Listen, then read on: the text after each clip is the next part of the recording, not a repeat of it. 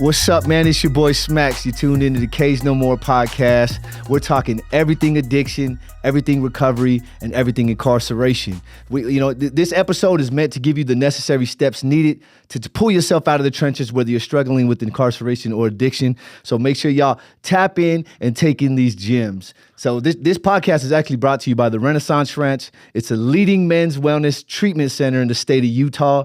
So if you or anybody you may know out there is struggling with addiction, make sure you tap into www.renaissanceranch.com and start your journey. Let's go. Today I got a special guest, my boy Brad Jensen, the Sober Bodybuilder, in the building, man. I appreciate you for coming, man. Yeah. To come and share your story. And kind of like what we was going over, man, I want to get to the meat of your story, right? But I also want to hear about, kind of a little bit about your upbringing. Maybe tell the listener a little bit about who you are, and how your journey started as far as the man you are today. Yeah, for sure. Thanks for having me on, man. Always Absolutely. an honor. Come share my story and hopefully share some experience, strength, and hope with people. That Absolutely. They can recover from whatever they're going through. So my name is Brad Jensen. I own a company called Next Level Coaching. I've been doing that since 2017. I've been nutrition and fitness coaching. I mean, I first got certified as a personal trainer in 2003. So okay. But that would be a lie to be like, I've been doing this 22 years because I just took time off to be a professional drug addict. Absolutely. As we all do. So, ever since I got sober, this is what I've done, and been blessed to create a pretty cool business. And I'm known as the Sober Bodybuilder on Instagram. Absolutely. And starting to post more on TikTok now. We're getting into the TikTok. I saw that. Yeah, I saw that. Yeah, I mean, that's me, dude. On November 20th, I will have 13 years of continuous sobriety. Oh, man. And so I love that. Yeah, I mean, my life, what it looks like today is really cool, but it was not always like that. Like Absolutely. It was actually hell for a lot of years, Absolutely. So that's me in a nutshell. I'm a father of a 5-year-old boy. I'm engaged, and I mean, that's me. That's who I am. Absolutely. That's who you are today. Yeah. I love that. So let's hear about the foundations and the beginnings, right, of, you growing up. So how did that look like? How did your upbringing look like? Are your parents successful parents? Or did you grow up in poverty? Yeah. Or you know what I mean? That kind of thing. Because I know for myself, right, I grew up in poverty. I grew up, both my parents are ex-gang members. So, but I feel like, our stories are subjective. Anybody, and it's different. So let's hear a little bit about that. Yeah. Remember when I had you guest on my podcast, I was like, man, no wonder he got to the place he was at. I'm thinking, what was my excuse, Yeah. I'm the youngest of 5 kids from what was at the time a religious Mormon family. Not so much today, but youngest of 5, dude. My parents didn't drink. They didn't do drugs. Okay. We were middle class. We weren't wealthy by any means, but we also didn't struggle. Okay. I didn't have any sexual abuse or trauma. I didn't have anything that I can look back on and go, besides I was fat. Yeah. And so I was teased. Okay. And that's really where it started. But for sure. I didn't have anything like traumatic happen. Okay. I just always felt like, man, like I was on the outside looking in. I couldn't describe it. Like I just didn't feel like I fit in. That's important. It was I was a really anxious kid, back there, and this is 1993, 95, I'm 8 to 10 years old in that range. And it wasn't like it is today, where my parents were just like, he's just a little off, and he couldn't focus in school because I was anxious. So they put me on Ritalin. Oh, really? Because they're like, oh, I think he has attention deficit, which made my anxiety way worse. Absolutely. Because, I didn't know how to describe to them, like, no, I have anxiety. And now what's cool about today's world is that's just like much more common, where Absolutely. parents can talk to their kids and like kind of identify what's going on. Yeah. So they didn't work out so well for me. But I was overweight, and that's when I was a pretty chubby kid. I just hadn't hit a growth spurt. If I could go back and just give that kid a hug and be like, dude, I look back at pictures and I'm like, man, I was, compared to my friends, they had rib cages, so we thought they were ripped. They were just skinny. And I was overweight, but I look back and I'm like, I thought I was the fattest kid ever because all my friends were skinny. Yeah. I was overweight, but it wasn't as bad as looking back at pictures. I'm it like, wasn't oh, too buddy, crazy. you were chubby, but you weren't like a whale. Obese. And but my friends teased me. You know, I wasn't shoved in lockers at school. But my friends would always make me kind of the butt end of the joke. They would be like, yeah, "Oh, we ordered too much pizza. Oh, well, Brad's fat. He'll eat it." You know, absolutely. And so it was uncomfortable. I didn't like being teased. And I remember I was 13 years old, and we went to my friend's house, and his parents were having this midlife crisis. They were swinging. They were like doing all these crazy things to drink, and he snuck a bottle of liquor downstairs. And so they would have their parties, weird parties upstairs, and we would just go in the basement. And left to your own devices. Yeah, start passing it around. I remember it came to me, and I was like, I can't do this. Like, I know alcohol is bad. And of course, just peer pressure. You're 13. I take a swig, and I remember the first time I drank it, I thought, why in the hell would adults drink this? It was the grossest thing ever. And about 20 minutes later, I was like, oh, it all makes sense. This is amazing. Yeah. Dude, I felt free.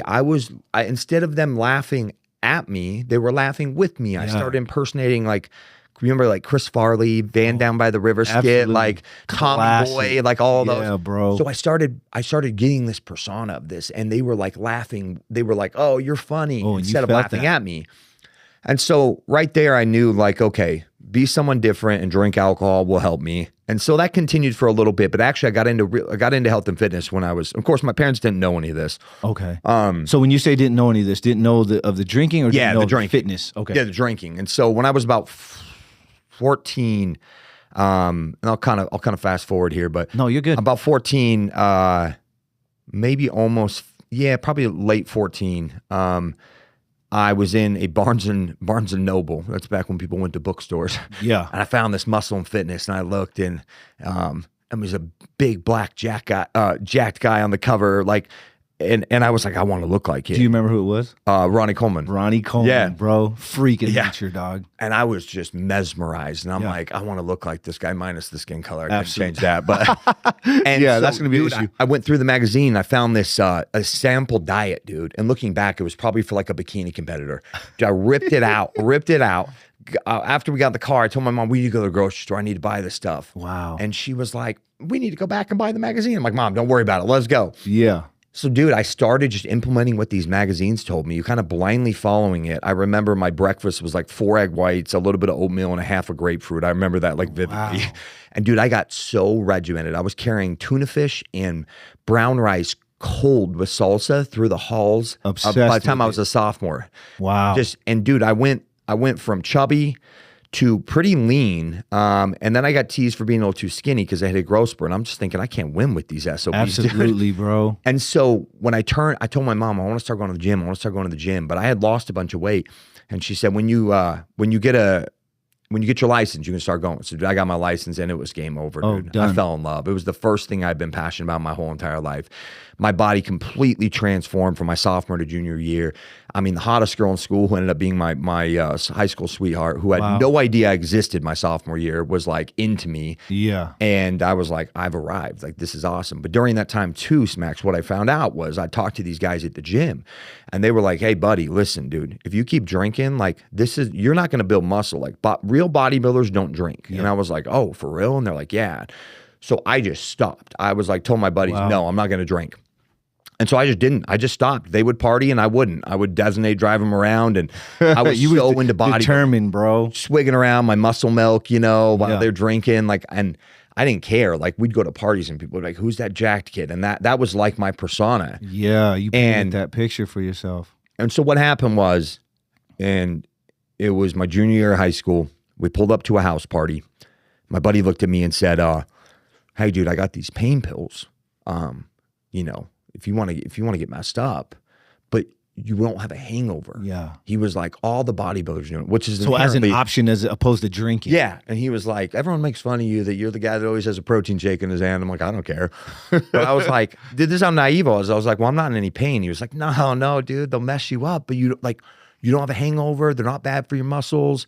And so I was like, sold, let's try them. So I took them. I remember, dude, I don't remember shit about my junior year of high school, but I remember being in that split level entry house, brown cabinets, red Solo cups everywhere. It was a jungle juice party, right? Yeah. I remember when they hit me, I was like, Oh boy, I was in love. Oh, I bet. What kind of pills were they? Hydrocodone. So, okay. So it's like downers, right? Yeah. But I was just like, oh man, I didn't have a care in the world. I felt amazing. And I looked at my buddy and I said, whatever this stuff is, we got to get more of it. And he was like, wow, I stole them from my mom. And I was like, man, dude, but from that day, I started on a crusade to slowly start talking to people and getting them more and more. And by the time I was a senior in high school, among many other things, we were taking trips down to Tijuana, Mexico, and going to the pharmacias. Yeah, loading and up buying my them door out panels. There. Yeah, buying a bunch of opiates, somas, muscle relaxers, steroids. We take off my door panels and we would shove it all in there and then drive through with a sombrero. Dude, have you ever had any issues crossing the border? No, so I did it 3 times. Oh, really? And dude, it was like idiot savant. Like I knew I was doing something bad, but I had no idea the amount of like federal felonies I was committing. Absolutely, bro. Like I had no idea. Going away at least 10 years. Yeah. So flash forward to the end of my senior year. And then I was getting them from around the streets too. So that's where my entrepreneurship began. I started selling these drugs too. Okay. Selling and using. Like to all the different high schools. But keep in mind, typically that happens. Yeah, I was selling them to high school kids. So I wasn't seeing the side of the junkies like pounding on my window at 2 a.m. Yeah. I was selling them to other high school kids at different high schools. Party drugs kind of vibes.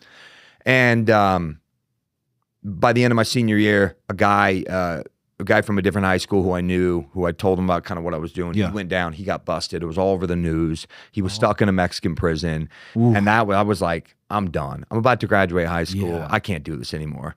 I was like, so I just gotten a job at Valley Total Fitness as a personal trainer. And I was like, hey, it's time to grow up. It's time to grow up. But I had been using every day for about 5 or 6 months. So I had heard of withdrawals, but I'd never experienced them. Like I'd heard people be like, oh, you feel a little sick. And I'm like, I can feel a little sick. It's no big deal. So all of the supply I had ran out. I was time to grow up. I was like, all right, I got this job as a personal trainer. I'm going to go after this. And when that day came and the withdrawals hit, I severely underestimated that. Yeah, absolutely, it was bad. Bro. It was bad. And I was so sick. Sicker than I ever could have imagined. I had like this, I always tell people opiate withdrawals are like the worst flu you've ever had times 10 with like this borderline panic attack, like at all times. And I hit up a buddy and this is where my life changed. He said, I had to do how many pills, but my older brother's here and he's got something for you. Come over. Yeah. So I went over there and at the ripe age of 18, I was presented with heroin, a needle. And at first I said, no, I can't do that. Because in my head, dude, I was like, hey, pills is one thing, but like shooting heroin, like you're crossing into a different. Absolutely. That was a line in the sand that I'm like, I'm not crossing. Absolutely, It took me all about 3 minutes. And finally I was like, it'll make me feel better. And he's like, instantly. So I said, let's do it.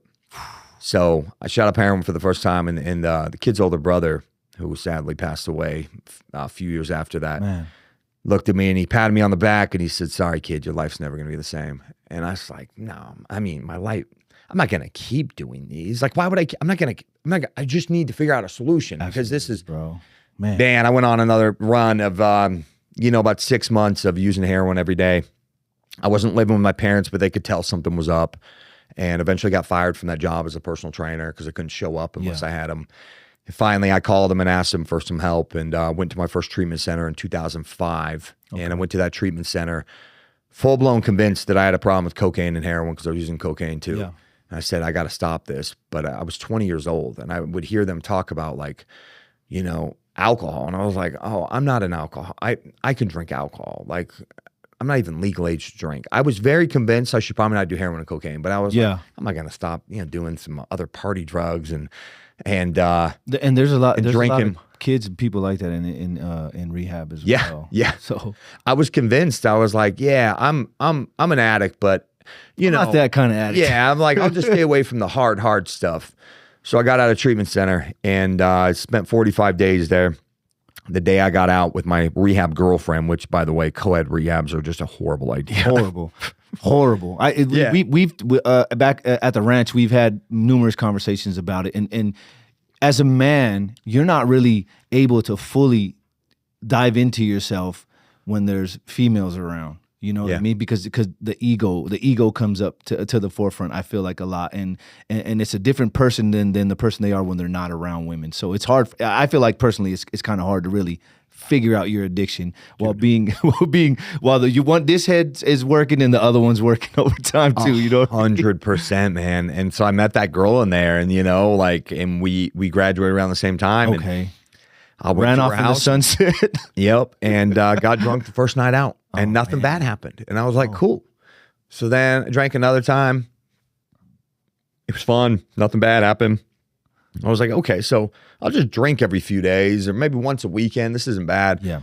But the third or fourth time I drank, I blacked out. And I never blacked out before in my life. I don't remember shit. Yeah. And I was like, it scared me, but clearly didn't scare me enough. The fifth time I drank, we were at a club and bumped into a guy, had some blow. Next thing you know, I'm off to the races, dude. Absolutely. And within 2 days, dude, I'm strung out on coke and heroin again, like doing them all the time. Yeah. And dude, that's how my life went from, that was 2006. So from like after I got out of rehab, end of 2005, until my sobriety date, November 20th of 2012, dude, it was just incomprehensible, demoralization. Yeah. Like, dude, I was such a bad addict. Like, it was not, the party had stopped, dude. Like, it was not a party. It was peeking out of windows. You get it. Like, it's just. Yeah, bro. I got bad. Hotel rooms, dark. Yep, dude. And dude, it just continued. And I started getting locked up around that time too. Okay. And as you know, like, if you're not ready to get sober and you're getting arrested for drug charges, you will keep going back. Absolutely. Dude, I was praying just to go to prison. Yeah. And I kept going back, another 6 months in county, another 5 months, another 3 months. And so I ended up doing like 17 months in the county total. And it was just, the last time was my longest run. Well, not actually the second to last time. But dude, I'd get out and I would be sober, and I would go back to using, dude, like clockwork. In fact, it was with a lot of the guys I was locked up with. Yeah. So then it's that endless recidivism rate. That's exactly how the prison is, man. A lot of guys, they get incarcerated and they continue to get high in prison. Yep. In jail is a little bit harder. It's a little bit different. Drugs are not as readily available in jail as it is in prison. So when guys get out, they instantly get back to getting high. Yeah. So man, it's a horrible cycle for sure, bro. Yeah, dude, that's what. And that was probably a saving grace of why I didn't get sent to prison, because I mean, dude, I would have used in county if I could have got it. Yeah, absolutely. I mean, a couple of times, right?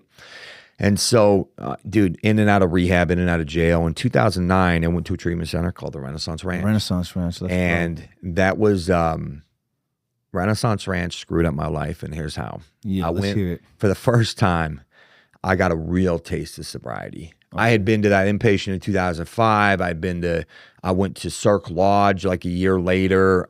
So you ran the circuit for sure. Yeah. You've been to numerous. And dude, at day 30, I got graduated, and I was down at the Siesta Motel on 30th South and smoking crack. And I'm just thinking, like, how did this? I went from this luxurious resort eating grass-fed beef and wild-caught salmon. Like, Cirque Lodge is like the creme de la creme. Yeah. And within 3 days, I'm in a dirty motel smoking crack with some dude I don't know in a stolen car. And I'm like, it was so mind-boggling. So I went to the ranch, and I finally had a glimpse of real recovery. I did 60 days in there. Then I went to the sober living for another 4 months. Oh, so it was the first time I'd ever had any quality sobriety. So I hit 6 months, and not being locked up on the streets, that was the first time I'd ever done that. And dude, I was changing. People were noticing. You could feel it. Back in the fitness industry, I had a bunch of size on me. I was like, holy shit, I'm going to do this. And at the sober living house, we all made the decision to go to a strip club one night. Well, the one guy has GHB. Really? The whole house except one guy relapses. We all get kicked out. Wow. So my parents are like, no, we're not coming back here. That was the last straw. The ranch. What happened when they went through the ranch was they, had to do the family program. Yeah. They started going to Al-Anon. And they learned boundaries, and they learned how big of an enabler they are. They got equipped with the tools to not. The ranch screwed up my using, because when I called them and said I got kicked out, and they're like, "We know, they already called." And I was like, well, "Can I come back for a little bit?" Like, I didn't use heroin, I just used GHB, and they said nope. Yeah. So, dude, it was me and my car. That was it, man. So I lived in my car, and just immediately I'm like, "Well, what's the point, anyways?" So I'd already gotten a taste of some drugs, so I went back, got some heroin, and lived out of my car for quite a while, and the ranch gave me a beautiful gift of what my life could look like. And so when I started using after that, that last little bit from 2010 to the end of 2012 was horrible because I knew better. Yeah, bro, and that's a big thing right there, bro. When you get a taste, when you get a taste of, vibrating at the highest frequency as a man and feeling how it feels to be a protector, a provider, to feel you have purpose, and then to consciously make the decision to relapse, right? And then it just feels like, bro, you just have so much guilt, bro, because you felt how it felt to be Superman. And then you just consciously made a decision to just take that kryptonite. Dude. Bro, it's crazy, bro. I feel that. Yeah, man. It was awful. Every day I was filled with this guilt, remorse, and shame. And I would feel that sometimes before, but because I didn't believe I could even get sober until that experience with the ranch. I was like, maybe I can. And so it was so devastating. I felt like such a loser. My parents had all these boundaries up. And so, dude, I went on a pretty gnarly run, and I ended up getting locked back up. I did all of 2011, basically. I mean, I got a year, but I did 8 months with good time. All of 2011 locked up almost.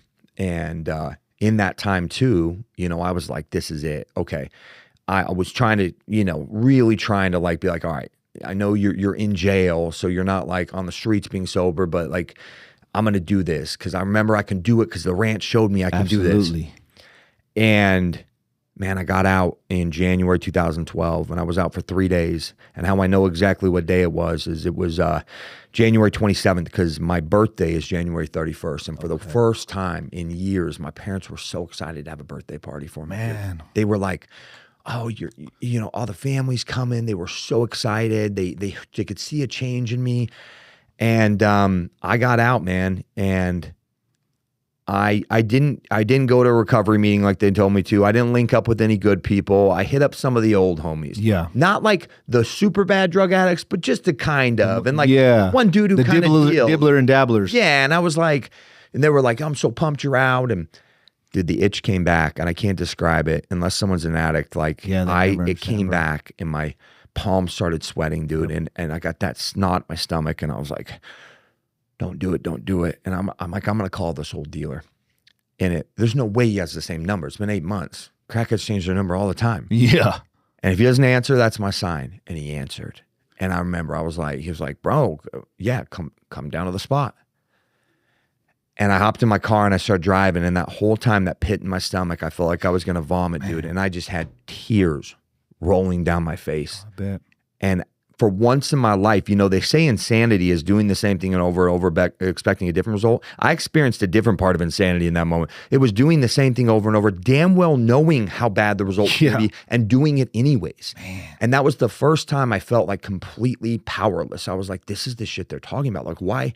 What is up with this? And I'm crying and I'm like, don't do this. And I just kept driving. And, I played the tape through like they told me to in treatment. I thought, you're going to start. And if you don't die because you've taken so long off of it, this is when people relapse. You're not going to stop till something stops you. You're not going to show up to your birthday party. And your parents are going to cut you off for good. Absolutely. Nothing else is going to matter. And that's what happened, dude. And I went on a gnarly run. My parents did the best thing they could ever have done for me. They had put up boundaries in 2010, but they were still, my mom was still a little bit of an enabler. Yeah. And she'd still kind of help me out, but they were getting better. They were both on the same page. They said, we love you, but you are not allowed. If you come around here, we'll call the cops. I mean, I stole from them all the time. It wasn't like they were just, I just stole their checks and said, they knew. They always know. Said, if you come around here, we'll call the cops. I said, they said, we're done with you until you can get sober. Once you're sober, we'll help you to the end of the moon, but nope. Yep. And so, dude, that was the longest run because something usually always stopped me. The cops, rehab, something stopped me after about 4 or 5 months of a bad run. My parents would put me in detox. I'd go to treatment. I'd go to jail. Yeah. And I was completely terminated off all my charges finally. Oh, and really? So I was like, that's why they gave me the year. And so I was like, and nothing stopped me. My parents weren't going to jump in. I didn't catch any new charges until the end of the year, but I just kept going and going. And dude, it got dark. It got miserable. That year was the worst year of my life. I was homeless the whole entire year. I didn't sleep on the streets. I was very resourceful, but sleeping in very compromising trap houses, hotels. I could remember, dog, like some very dark times, bro, in my addiction, bro. Could you think of one of your darkest moments, bro, of what you were experiencing, dog, when you were deep into your addiction? Yeah. I mean, dude, there's a number of them from that year. That year I made the conscious decision to start using meth instead of cocaine, because I needed something to keep me up so I could hustle to get the money, to get my fix, and not be sick. I know that And feeling. it was more financially like to do $20 a meth would give me, this was like, I'd never really been into meth. I'd done it here and there, but I was like, okay, that's the move. I'm gonna start using this. It'll save me money. It'll get me high longer. I'll have energy longer.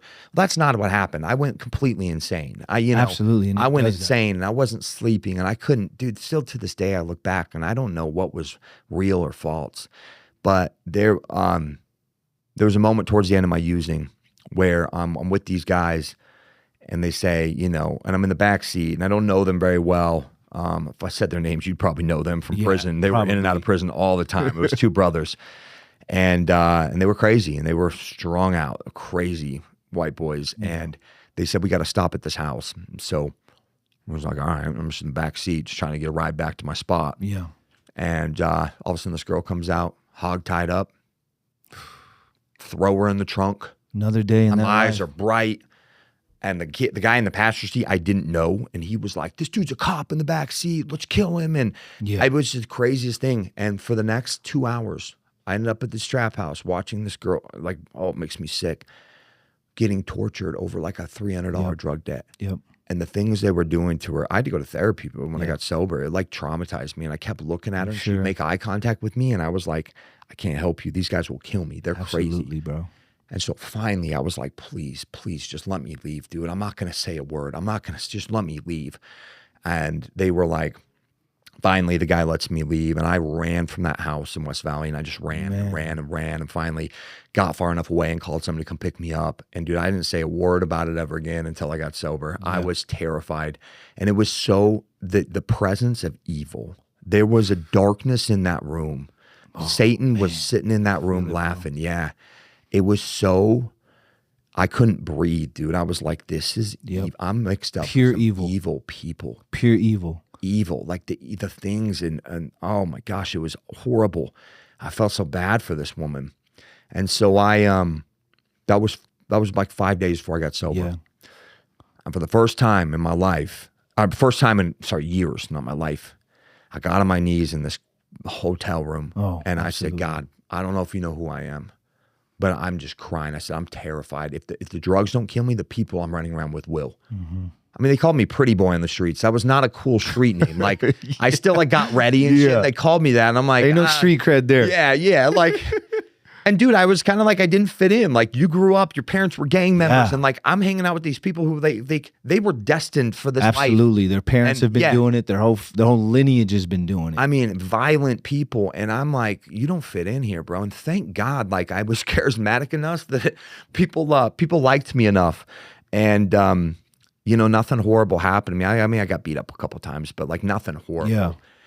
And I prayed, and I said, I don't know if you know who I am, but I need help. And I don't know what to do. I'm terrified to go to the public detox. Like, I know I'll leave. I don't know what to do. And, I kept praying every day. And 4 days later, I was this is the end of my story. I'm getting my recovery. No, here. You're good. You're good, bro. Do your thing. My mother called me right around that time. In fact, it was 2 days before that and informed me that my grandfather had passed away. Oh. And, she said, I really want you at the funeral. And I said, I want to be at the funeral. And she said, Brad, just do whatever you got to do to be okay. And I knew what she meant. She meant, don't be so tweaked out or, that I'm tweaking or that I'm so high on heroin that I'm drooling all over myself, and don't be in withdrawals. Family. And of course, the day came and I ran out of the dope the night before and I didn't have anything. And I thought, I'm just going to just hopefully I can get through this. Like, just get through the funeral. And then when I get back, like, I might be a little sick, and the withdrawals hit viciously hard on this one. By the time she picked me up at this hotel, I'm shaking, I'm shivering, and then I'm vomiting in her car. And she looked at me and she said, I can't take you like this. She said, what do we have to do? I pretty much told her I got to go get fixed. She was so mad. So we drove all the way out we had to drive up to Brigham City for guys who, anybody live locally. I mean, we're in Murray. Mm-hmm. And so I make her drive all the way out to West Valley to go to the dealer's house. And so now at this point, we're running late. I get in the car and I was like, you got to stop at like a gas station. And she was like, I'm so mad at you. We're late. And I made her give me $20 when we got there too. It was not like I had any money. If I had money, I would have had the shit. Yeah. And, you know, my mother knew I used heroin. She knew I used drugs, but she never watched me do them. No. And she said, get in the back seat, do whatever you got to do. And she's driving up the highway. And this is the moment that changed my life. And so I'm back there and I'm trying to find a vein. And for any intravenous drug users, it's just an ugly scene, man. I can't find it. Like, I don't have any. I'm back there with the tourniquet and the spoon and the needle. And it's just a whole production. Yeah. And she's watching me in the rearview mirror as she's driving. I don't know how we didn't crash. Man. And as I'm finding a vein, I keep looking up at her. I can picture her right now. And she's just crying, dude. Like, and she's not like, yup. It was what? Heartbreak. If there was a picture. Yeah. Just these tears and her mascara's going everywhere. And I was like, fuck, man. So I finally do it. And of course, instantly you feel better. Yeah.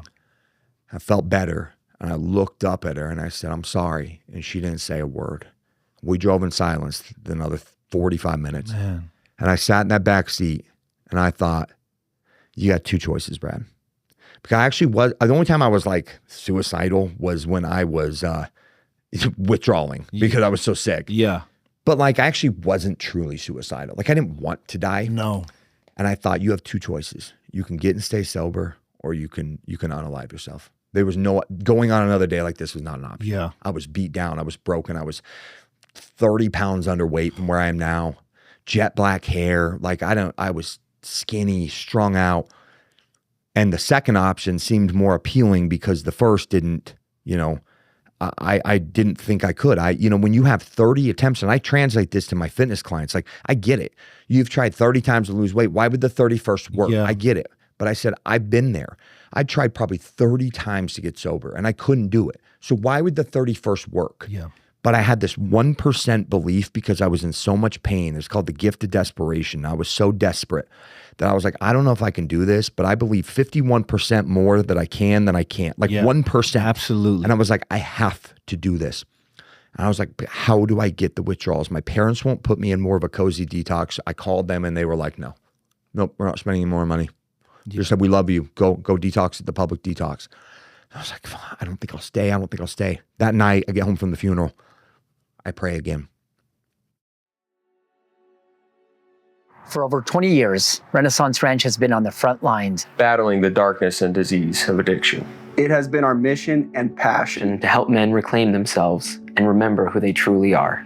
Fathers, husbands, friends, leaders, sons, and brothers. The road has been paved and the recovery journey is real. We've all experienced the journey from addiction and darkness back to the light of recovery. We do it together. Together. Together. together. Let us fight with you and help you find yourself again. We are the Brotherhood of Renaissance Ranch. We are the Brotherhood of Renaissance Ranch. We are the Brotherhood of Renaissance Ranch. Join the fight today.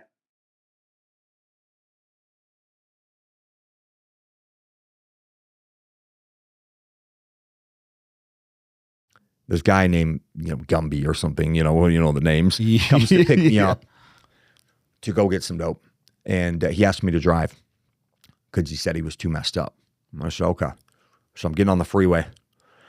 And I kind of swerve and I almost kind of hit a cop. I come back, I'm like, oh shit, that was a cop. And all of a sudden the lights flip on. And I was like, dude, I didn't like merge over that much. I was like, what? And he looks at me, he says, bro, this car's stolen. And my heart sank. It was so weird, Smaqs. It like sank. And then there was this like moment of relief. And I was like, oh my gosh.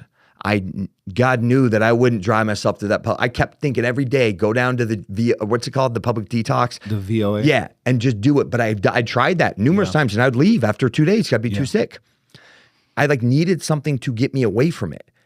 And the cop, they don't come up nicely when you're in a stolen car. No, absolutely. Guns drawn, they're coming at you I was full like, force. hands out. And I was like, bro, hey, I'm cool. I want to go to jail. I want to go to jail. And dude, it's all kind of a blur. But I get out of the car, I walk back, I get down and and he's kind of aggressive. And I was like, hey, for real, bro, you just saved my life. And he was like, what?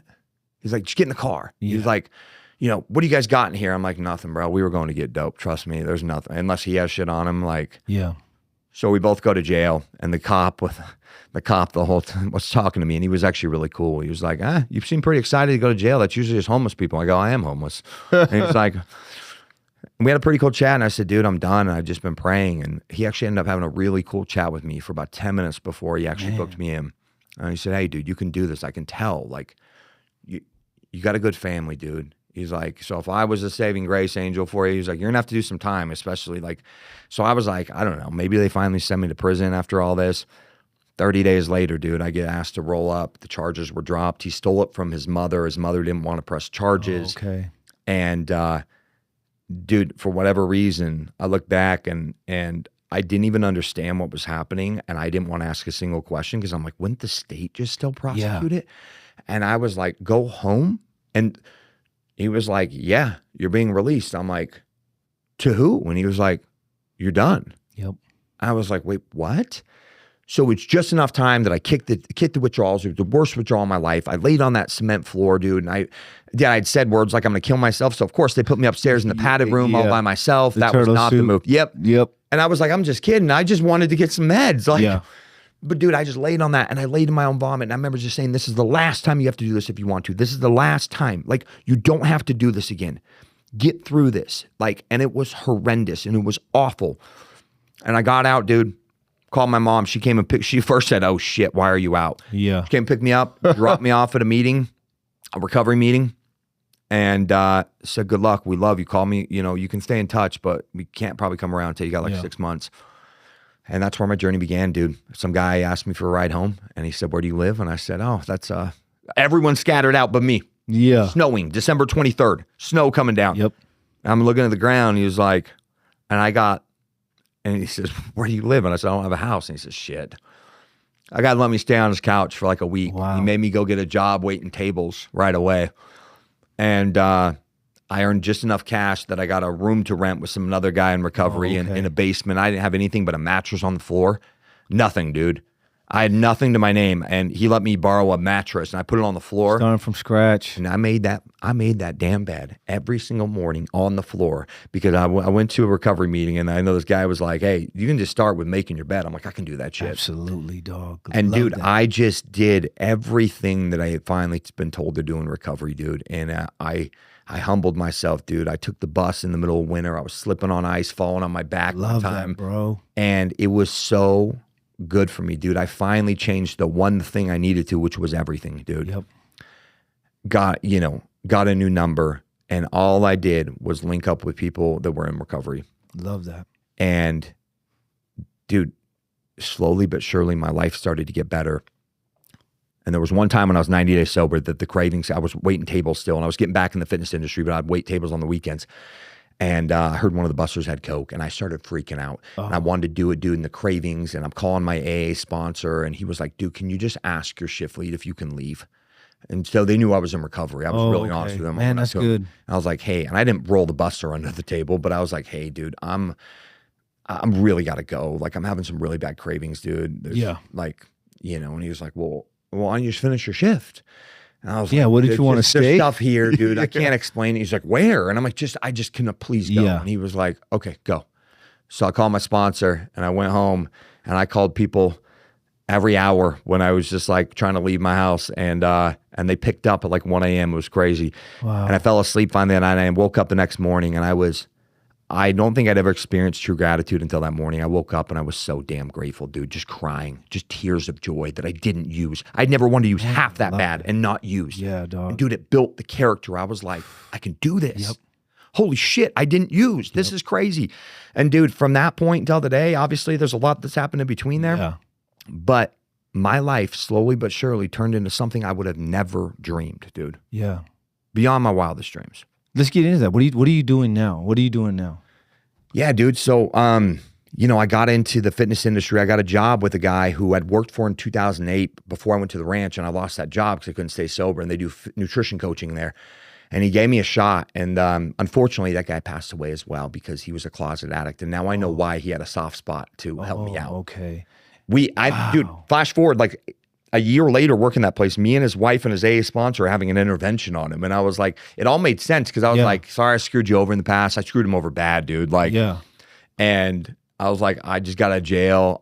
You know, I'm sober. And he was like, yeah, we figured you were a drug addict. We kind of knew. Like, I was like, oh, you did? He was like, yeah. So dude, I just got into coaching people and I loved it. And I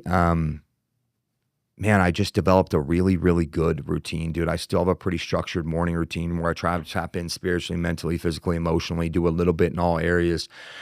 And in 2017, I stepped away from that job because his addiction had got so bad. I'd moved up kind of the top guy. And eventually I would have left because it just didn't make sense to keep splitting my money with somebody when I was bringing in all my own clients. Yeah. But I was kind of forced out because I wasn't getting paid. Yeah. The check started bouncing, wouldn't come through. Yeah. Because he was deep in his own addiction. Absolutely. So I left and I started what was then Key Nutrition in 2017. I had no clue what to do with. I had no clue how to start a business. The only thing I knew about business was watching Gary Vee and Shark Tank. That's it. Like I knew nothing. I didn't have a business plan, but dude, I relied upon, for the listeners out there who have struggled with addiction, like you have this book of evidence that you are a badass. You are a badass because if you have overcome addiction and incarceration, like that is an exception. Most people that fall into that life never get out of it. Never. I mean, dude, like you are a rare breed of what the prison system. I mean, you go back. I went back with you, and dude, you still know a ton of the homies in there. A lot of them, and they've probably gone out and gone back twice, 2 or 3 times since then. Still do. Like, I guess the guy's doing life. Maybe you're still there, but yeah, which is a lot of them in there, man. So I used this book of evidence that I was like, okay, you might not know shit about business, but dude, you clawed your way through not only your actual addiction. I'm like, by the end, I wasn't dealing drugs, dude. I was like, I was doing illegal things, but I was a hustler to get 150 bucks a day to support my habit and a hotel room. Like, and then when I got sober, it was so hard. My parents didn't help me, and I'm so grateful. Every single thing I got, I had to earn. And I'm not saying it always has to be that way, but my parents didn't give me a dime. They didn't help me with shit. Not till later on when I needed some things, but they didn't help me with anything. And that's important, bro, because, you know, with myself, when I got out of prison, I've been having everything handed to me my whole life, dog.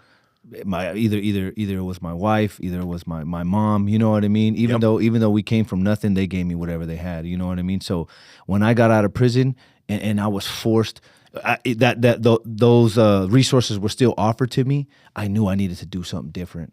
So no, I caught the bus, you know, I put my nose to the grinder and did the work, you know what I mean? And it meant more and lasted longer. You know? So dude, those are good tidbits of knowledge right there, my boy. Yeah, dude, it was what I needed. Absolutely. I needed to, dude, I remember when I got that I bought a $500 car. There was a 2-door, there was really a 1-door because the passenger side was sealed shut, dude. Had no radio. Yeah. And thing barely ran, dude. It was a stick shift and like, I mean, dude, but I was just so grateful to have an active license and a car. Love that. Bro, I would hang out with girls and I'd be like, they try to go, I'm like, no, you got to hop right through that driver's side. Dude, they would hop in and like hop over. That's and, dude, hilarious, I was just like pumped on it. And I was like, maybe I'm supposed to be ashamed, but I'm so proud of myself that I finally like am doing this. And so, dude, I clawed my way and I started that business in 2017 and it was rough at first and didn't know what I was doing and it just flourished. And, you know, did pretty well in ups and downs, but you know, so that's, you know, I rebranded to Next Level Coaching for a few different reasons about a year and a half ago, or about a year ago. And, you know, dude, I have a team of 9 people total, 6 coaches. Love that. And still coaching myself, with a lot of, still coach a decent amount of clients.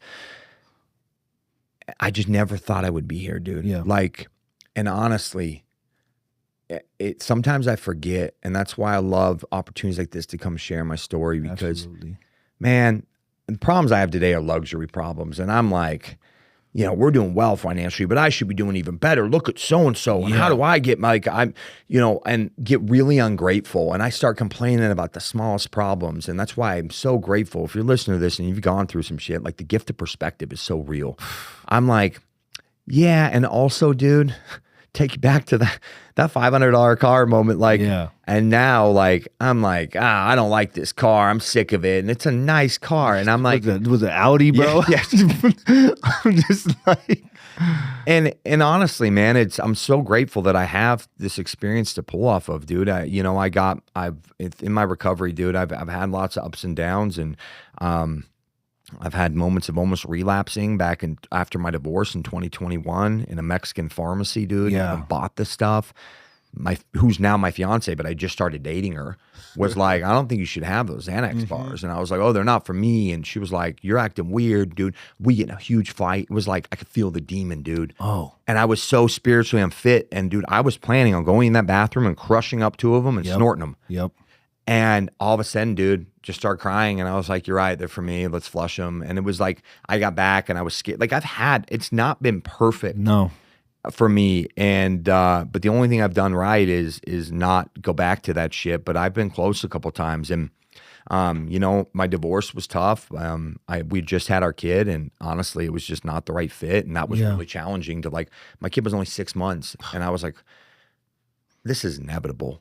We're gonna get a divorce. Let's do this now, because if I had to go through a divorce when my kid's 5 and see how hard this would be on him. So, dude, I've been a single dad that whole time, and what a gift, man. A gift that kid never has to see me, drunk or high. Absolutely. One day at a time. And that if God forbid he starts to get into it, like, I know how to help this kid. Yep. And I'm not going to enable him. That's for sure. No, absolutely not. And my parents, I have such a close relationship with them today. And, my dad, I hated that man, because he was when he put up the boundaries, what the ranch taught him. Strong with it. Oh, dude, I went over there once to get some food. And he came home early, and I hear him 911. Oof. And I was like, what a prick. I'm just getting food. So I'm hopping fences in the neighborhood, running, dude. And I hated that man. And I kept using at him. I'd be like, my dad's such a prick. He doesn't love me. And now if I can grow up to be half the man my dad is, I will have succeeded in life. He is such a good man. And the ranch, dude, saved his life a little too, because he was always very religious, but he was never very spiritual. Yeah. And now, dude, he goes Big out difference. to prison all the time. He does a ton of service work out at the prison. He's had me come speak to his church class a couple times. And he gets to relate to these guys because he knows what it's like. He said to me, I'm so sorry, man. He said, I'm sorry that I thought you were just a bad person that needed to get good. And he said, the more I learned about addiction, you were a sick person that needed to get well. Absolutely. And he says, I don't regret the boundaries I put up, but he'd say some gnarly stuff to me. Yeah, like, I bet. You're a piece of shit. I didn't raise a piece of shit, Yep. And now, because of his experience at the ranch and what they taught him and the programs he went through, they gave him the tools. Now he gets to help these prisoners. Yep. And look at him with a different pair of glasses, that they're not just degenerates. No. They're just people who got caught up in the wrong stuff. Yeah. I was saying, when I went out and spoke at the prison, came on my story, and it was funny. When I went out with you, and then I actually went out and helped those guys do a podcast. Yeah. They only did like 2 episodes. I never heard back. I don't know what happened, but prison stuff. Who knows if they didn't. It's kind of risky to put out a podcast to the whole prison. Absolutely. If they say something wrong. Yeah, for sure. So I think, was it Richie in them? Book. Book. Oh, maybe. I don't know. But Jonathan. Maybe. Anyways. Yeah. You guys said what's up when you're out there. I think he's Pauly, but okay. And he 2 of the 3 that were on that podcast were in for murder. Oh, okay. And they were both 18, 19 years old when they did it. And it was over stupid stuff. Always And my fiance said, oh, she ran like murderers. And I said, here's the deal, babe. Most people that go to prison are actually pretty good guys. Decent guys. They just either never even had a chance. I mean, you always have a chance, but maybe they were just led astray, like parents were drug users, gang members, this is what they grew up. This was the life. All they know. And I said, and some of them, just like me, just got caught up in the wrong stuff. My best friend did like 6 years in prison. And the only difference was he got caught doing the stuff we were doing. I didn't. Yeah. And I said, and then of course you have a small subset of people that are bad people that go to prison. For sure. That belong there. Yeah. But most are pretty decent dudes, and some are exceptional human beings. Absolutely. They just got caught up in the wrong stuff. And so that was a real, dude, I super appreciated you having me out there. That was one of the cooler moments. That was last December. Yeah, I loved having you. And I left, and I mean, I've ended up building a close relationship with a lot of the guys you had with. Mm-hmm. yeah, like I'm going on Homeboy's podcast, Albert. But long story short, dude, that moment was really, I looked at these men, I looked in their eyes, and I think like, man, I just pray that they will get the gift when they get out to not come back to this place. Absolutely, bro. And you doing 7 years is such a shining example to these guys. Absolutely. Like, dude, you're still you're still Smaqs. Absolutely, you're still a little dog. thug. You And that's got it what I going say, on. bro. I'm Like, no different than who. Yeah. The only difference is I'm the highest version of myself, and I'm not getting high. That's why you don't have to turn into some square. No, absolutely like you're, not. You're still a little thug. Absolutely, boy. I got that little energy in me. You know what I mean? You've just translated that to good, dude. Yeah. You know, and I built a decent social media following along the way. Yeah, dude. I see you got like almost 500,000 followers, bro. Yeah. And you do great on those videos, Thanks, by the dude. way, bro. Yeah, man, I appreciate that. It's been, I started posting content regularly November of 2019. And I just knew I kind of had this feeling my business was doing okay, but I didn't have any social media presence. I didn't have a personal brand. Yeah. And, you know, I'm so grateful I did because it's led me to podcasts like this so many times. And I was I made the decision to be very open about my story. My tag is the Sober Bodybuilder. Yeah. While I'm not a bodybuilder anymore, I still am sober. So I make a joke if I got loaded, I have to call it the not sober, not bodybuilder. Like it's too long.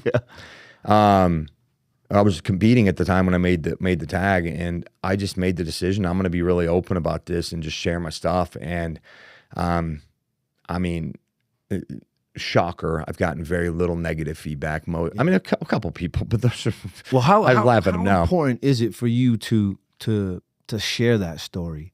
Yeah. How important to you as, you know, because dude, for myself, because I get this question all the time, dude, why do you go back into the prison? Why do you care about those guys in there that don't really give a shit, right?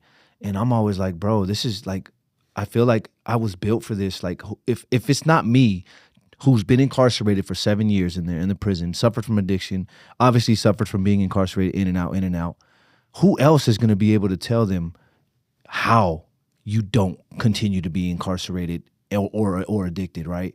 Like, how important for you is that to spread that message, it's so bro? true. And you know, I think about it. There was probably 75 guys there. I don't know. Maybe we spoke to. Oh, it was like 120. Oh, okay. Yeah. So yeah, it was like 120 guys signed up. And I was telling my lady, I said, you know what?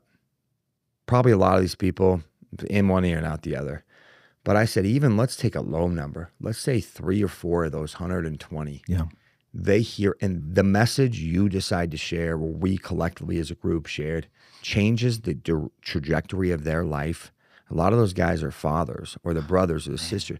Think about the domino effect that if your message can change them, can bring something alive and give them the spark of hope, and they just get determined to be Smaqs, to do it the right way.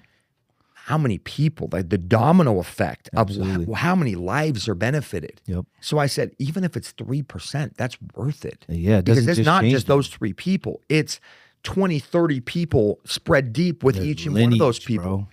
And that is worth it, man. And so it's been important to me, dude. It reminds me where I come from, and gives me a chance to help others, dude. And I just believe, you know, one reason what's been successful in me building a following, one is some luck. That's just the truth. You get a couple viral videos. Absolutely. But 2 is, you know, I was consistent. I said, all right, I'm going to start posting content regularly. When Reels started popping off in 2021, I said, okay, let's shift to that. And dude, I post almost every single day ever since. And not all of them did well. Some of them did. But I think what really helped me stand out was being raw, real, and authentic. Yeah. Just being me and putting it out there. And whether that's sharing my raw, real feelings about fitness or about health, or the fact that I'm just very open, and not even just open, I'm proud of the fact of what I'm proud that I'm a recovering addict and what I've been through, because I understand today that we are the exception. Absolutely. And you listening to this can be the exception too. Absolutely. The rule, unfortunately, is that most people get into that life, stay in that life, or they die. The majority of them. And I remember when they said that at the ranch, like, everyone stand up, and then they're trying to prove a message that, like, I took it really discouraging. I was like, and then I thought about later that night laying in my bed, I'm like, no, I'm going to be one of those. He was like, all right, now everyone sit down, but 4 of you. It was like 25 of us in there. And he said, that's how many of you actually will succeed. So are you going to be the 4? And I was like, well, that's not very motivating. What the hell? What are we doing here then? But it only took me about 2 hours, and I'm laying in bed, and I thought, I see what I'm going to be one of those. I'm going to be one of those. And I was for a temporary time, and then I didn't stay. But ultimately, that experience really changed my life. So, dude, it's been really cool to share my story, and through sharing my story, dude, I get asked to come on podcasts and share. And I wasn't like a drug addict like me was of the hopeless variety. Like I wasn't supposed to be here today, and I am. And so I hate. It sounds cliche that if I can do it, you can do it, but it's true. It's absolutely. like, dude. And that's why it's so important when you go in there, people look at a guy like you and they look like you, they talk like you, and you've done it, they can do it too. Absolutely. And maybe some white boy out there, there was a pretty boy in the stands, like looked and he was like, I can do it too if that guy can. Absolutely. You know, and so it's I think it's vital it's been a huge part of my sobriety because I feel an extra leverage point to continue to be a good person and live a good life. Because I've made it so open that I am. Yeah. You know. Man, I love that, bro. I love that you leveraged your past and turned it into something that you're capitalizing on. You know what I mean? Dude, make your mess your message, your trials, your triumphs, right? I love that. Your story, your glory, dude. I was, my story was that I was a savage drug addict who could not stay sober. And then surely, little bit by little bit, I rewrote that book. And I did it one day at a time, one little small step at a time. And, you know, dude, I thought at 13 years, maybe I'd be further along. But then if I look back and I think where I've came from, I'm like, oh, dude, you are a whole different person. Yeah, bro. But I still get a little testy. I still like, people piss me off in traffic. Oh, man. Yelled at my girl the other day. And I'm like, man, I thought I would just be the Zen person. And then I'm like, that's not how this works. No, dude. absolutely not. You know? I love that, bro. And so, yeah, dude, I appreciate you having a platform to have me come on and share a message. Yeah, man, I had to get you on, man. And you know, you got such a strong story, bro. And I appreciate you for coming, man. And, you know, we're going to be wrapping it up. But before we leave, so if you could say something to either someone struggling with addiction or struggling with incarceration, you know, what tidbit of knowledge, a gem that could you drop on them that they could utilize to better themselves, or just get it through, just get through the day? You know, if you're struggling out there, I mean, first off is you, and I shared this at the thing we did. I fully believe to my core, you are the sum average of the 5 people you spend the most time with. Absolutely. And I told them, and that starts in here. So you better start choosing wisely. Absolutely. You want to, yeah, well, he's my boy. Yeah, he's still doing dope and smuggling things in, but I'm going to do good when I get out. Yeah. Bullshit. Like, that's not usually how it works. So find a crew that have positive influences. Like I have such good men in my life in all different areas. Not all of them are in recovery, dude. One of my best friends is a therapist. He's never even struggled with drugs and alcohol. Yeah. But I found men who have what I want emotionally, mentally, physically, spiritually, their life, their abundance, their career. Yep. And I surround myself with those people. I'm sorry, but your homies that you've been homies with for 20 years, if they're not ready to change, like I know it sounds harsh, but you have to start backing away. It doesn't mean you can't love them. It doesn't mean like, you know, but dude, if you want to win this, you got to stay away from this. And then one other thing, man, and there's not really, it was just, I was reminded of this story. I don't know if there's really a takeaway out of this other than maybe an aha moment for you, but I had this lady 10 years ago that I nutrition coached, and she was probably in her late 60s. She was a therapist as well, and she had like 20 years sober, but she struggled with her weight. And, you know, she'd done with the booze and stuff, but she couldn't stop. She would just have these binge episodes of food. And I was like, she's like, I did it again this week, and we were on a call. And I said, well, you know, I said, listen, I mean, we got to figure out like why you keep doing that. Obviously, it kind of works. And she said, yeah, but that's the problem, Brad. It only kind of works. Yeah. And I said, what do you mean? And she said, it's hard to get enough of something that only kind of works. And I was like, damn, it was like this light bulb. And I think about even behaviors I do in my life. For some of you guys listening, maybe that's drugs, alcohol, porn, you name it. Like it only kind of works. Because how you feel afterwards is 10 times worse. So it only kind of works in the moment. It doesn't actually work. No. And so whatever behavior, and I think even like anger for me, which I've struggled with in my sobriety, and I'm way better today. But like I was a hothead those first few years. I mean, I was just kind of angry, I think, sometimes. And it didn't really work. It only kind of worked. It would work in the moment because I would feel in power and I'd feel in control, but then I'd feel like a piece of shit afterwards. And I'd feel so demoralized. And so whatever behaviors and habits you're doing that are only kind of working, and I can tell you, whatever you're doing that keeps getting you back incarcerated, if that's kind of been your story, that's not really working. Not working. And it doesn't work. And that's why you have to find real solutions, which for me is found in physical fitness, spiritual fitness, you know. Mind, body, and spirit. Yeah, dude, 100%. Like I journal, I meditate, I go to the gym, I go for walks, I try to fuel myself correctly. These things don't always give these instant gratification, but they're the things that actually work. Yeah. That when you can do, for some of you guys that are struggling with addiction, like going to meetings, getting new friends, getting in recovery, working the steps, whatever that looks like, that's the stuff that really works. The stuff that only kind of works is the stuff that gives you an instant dopamine hit and makes you feel better in the moment, but then you feel 10 times worse afterwards. Yeah. So find the real solutions, and it's going to take work, and the shit isn't going to happen overnight. It certainly hasn't for me.